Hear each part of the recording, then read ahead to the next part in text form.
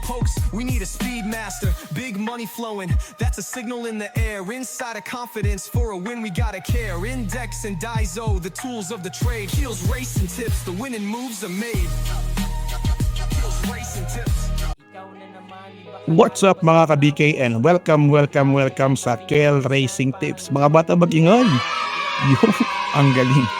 So, kasi asawa ko, what's up mga ka-BK? What's up? Mga ka-BK, yun, in the house. So, kumusta yung mga pangarera nyo ng Friday? Grabe no, magamado. So, tumama naman kami, kaso talo pa rin kami sa puhunan. Ang puhunan namin, 4-8. Ang binigay 3-2 yata. Walang mga dihado eh. Anyways, puro straight lamado eh. Tara, meron tayong karera nitong araw ng Sabado, June 28, 2025. Let's go. Race number 1, meron tayong 3-year-old above maiden race. Placers po to, 1,400 in distansya, 8 runners, wala tayong couple entry. Wala tayong masyadong kabayo, no? Tayo Sabado Linggo kasi wala naubos lahat dun sa inubos lahat dun sa Grand Copa eh. Tapos wala naman nangyari sa Grand Copa, yamado rin. Anyways, tara simulan natin to.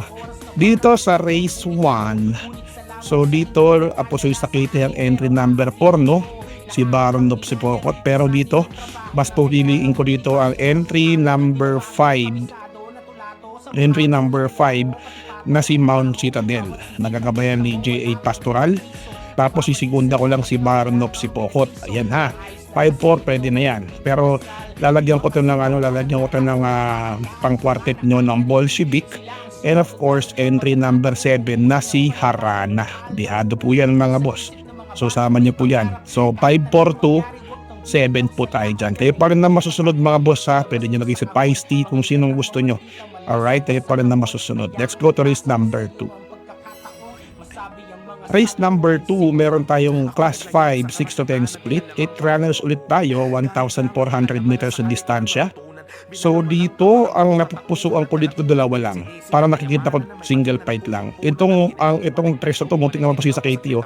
Pero wala ako dyan. Sino ang pamposti ko dito? Siyempre, entry number 7 na si top of the line. Tapos sisigunda ko lang si Malabon King. Ayan, nakuha yung Sarabano kung gusto nyo. Pero ako para sa akin, 7-4, okay na yan. Ayan, namuntik naman po siya sa KTO sila, entry number 3. Alright, tayo pa rin na masusunod mga among tunay ha.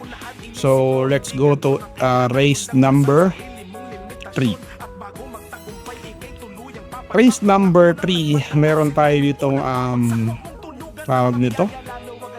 groups, 3-year-old group 6 race placers po ito. Ayan, nandiyan na naman si Calculus tsaka kang Coluquin. 1,400 ang distansya.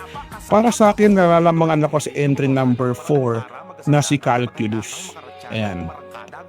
Calculus tayo dyan mga boss. 125 lang. Yan ang pinakamagandang prueba dyan mga boss. Tapos talagyan natin ang kang Coluquin. Tapos meron tayong diado rito, a long shot. Baka sabihin nyo, sige na naman. Siyempre hindi. Siyempre entry number 5 na si Bian Confer. Alam niyo naman yung mga laban ni Bian Confer, di ba? Si Bian Confer, sumasakay dyan. Kung ako nagkakamali, check natin na double check ko lang. Mga boss sa index, wait lang po. Alam ko si Sarah rin sumasakay niyan eh. Kung di ako nagkakamali Bian Confer. Race number 3.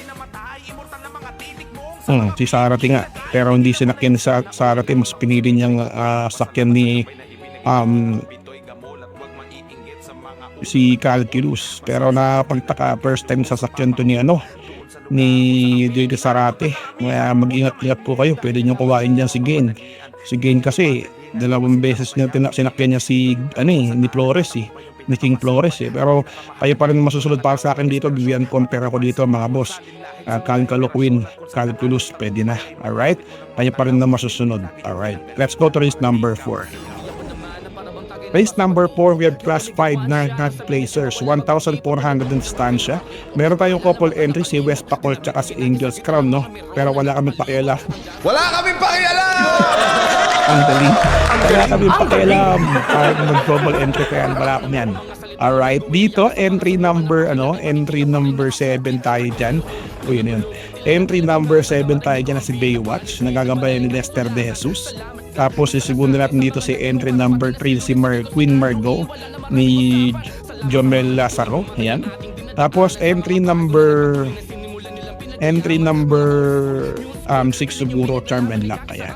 So 736 tayo dyan mga boss ha. Kayo pa rin na masusunod. Ito giya ko lamang. Guys, sabi ko na nababase sa index at class. Let's go to race number 5. Race number 5, meron tayong class 5, 11 to 15 split. Ayan, 1,400 meters ulit ang distansya, 9 runners. Ayan. So dito, wala na patumpik-tumpik pa. Class 5, 11 to 15 split. Dito, napapasok ko dito si Mabuhay. Mabuhay! Yan. Tapos, nalagyan natin ng entry number 2 na si Batang Tangkalu. Kasi meron silang mag-anak ba yun? Kaya lang si Kang Konokwin tsaka si Batang Tangkalu. Double check ko lang mga boss ha. Kasi mas maganda na yung nag-check, nag-iingat tayo mga boss eh. Si Batang Tangkalu tsaka si Kang Konokwin. Almeda rin pala. Okay. Tama, Almeda. Alright. Pero ibang Almeda yun eh. Siguro kapatid. Wala kami pakialam. Wala kami Yan, pakialam! Batang Tangkalu tsaka Kang Konokwin. Alright. So dito, tapos pang tercera natin dito, yung walang iba kundi si entry number 4 na si Grand Majesty. Diadual mga boss ha, long shot yan. So 524 pwede rin po yan. Kahit paano nang masusunod mga boss, pwede nyo nagay dyan si Aliana, Summer Rule, Shanghai Sick, Kentucky. Kayo pa rin na masusunod. Giyaan nyo po. Ito yung guide lang para sa inyo. Alright? Bakit tanong nun, dahil mo mag-tip. Siyempre, mayroong quartet. Diba? Kung ano lang yung AB ko dyan sa uuna, yun lang yung AB. Yun lang yung sundin mo. Basta pang posting yun. Kahit anong mangyari pang posting yun. Alright? Kayo pa rin na masusunod mga amon tunay. Let's go to race number 6. Race number 6, meron tayong class 4, 28 to 33, 1,400 meters ang distansya. Nandito sa Nongning. Wala kayong pakialam. Wala kami pakialam! Alright. Dito, naman ang ganda ng tinakbo niya, no? Kaso, Apoy Asuncion yan, mga boss. 125.8. Nakakatakot yan. Pero post nila rin yan, syempre. Yung Rocklidon. Ayan. Yung Rocklidon, sasama natin ng Winter on Fire. Yan, Winter on Fire. Wala tayo ditong amazing Simple Jersey, ha? Simple Jersey. Yan mo, muntik siya nga, yan, meron siya pang-ibabaw ni Mr. Blue, pangatlo ni Mr. White, tapos pang mangalawa ni Mr. Yellow. Kayo pa rin na masusunod, pero dito tayo kay meow. Okay? Sino yun? Si Cat Bell. Ayan. So 873 tayo dyan mga boss. Diyan, parang parang modern stroke yan mga boss. Diba? Modern stroke ni Malapira. Alright. Anong shot din? Pangatlo atang diado o pangalawa. Anyways, kayo pa rin na masusunod mga amon tunay. Let's go to race number 7. Race number 7, para pingan na po yung winner take all, pick 6, pick 5, pick 4, extra double, DD1 at double. Carry over po tayo ng Super 6 ha, sa ginawa na nangyari. Natulog kasi ako nung wala na yung race, yung pang race number 9 kagabi, kaya maaga ako natulog, mga siguro 8 o'clock pa ron, tulog na ako. Diba? Anyways, 4 PM pa naman ang karera, so maganda-ganda pa para makapaghanda kayo. Alright, sa mga lagi nanonood sa akin, yan, pa-share naman ng yun lang ang gusto ko sa inyo, ma-share nyo lang. Mabot lang ako ng mga 3,000, 4,000, masaya na ako. Mga baldo, mag-ingay. Yan, pa-share naman lagi. Kung naman kayo, kung nakakatulong naman yung giya ko, pa-share at pa-subscribe na rin yan sa mga wall ninyo para at least dumami tayo.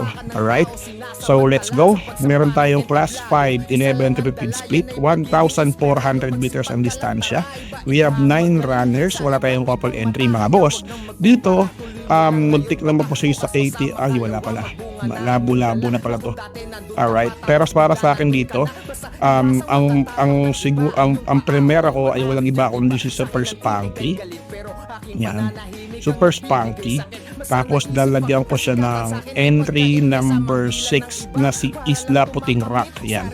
Isla Puting Rock at sasama ko si entry number 7 na si Anyo 96. Anyo sabi nyo? Anyo 96. Kayo pa rin na masusunod mga boss Amon Tunay. So shoutout sa inyo mga boss. Yun, pa-share naman, pa-subscribe, pa-like, and share yun. And dami ko sinasabi, dami kong halas. Alright? So good luck po. Sana makaisa naman tayo. Nakadihado. Nakakaumay na eh. Hindi pong laki-laki ng ruta. Tapos ganun lang ibibigay. So God bless po. Ingat-ingat kayo sa pananaya ha. Ayun lang. Babush. Bye. What's something people don't know about horse racing? It's not just luck, it's strategy, skill, and insider tips. Welcome to Keel's Horse Racing Tips. Here, we're not just spectators, we're winners. Whether you're a seasoned punter or a racing rookie, Keel's got you covered. Catch glimpses of Keel breaking down the stats, reviewing the races, and giving you the thumbs up on the best bets. With Keel's expertise, you'll be making your way to the winner's circle in no time.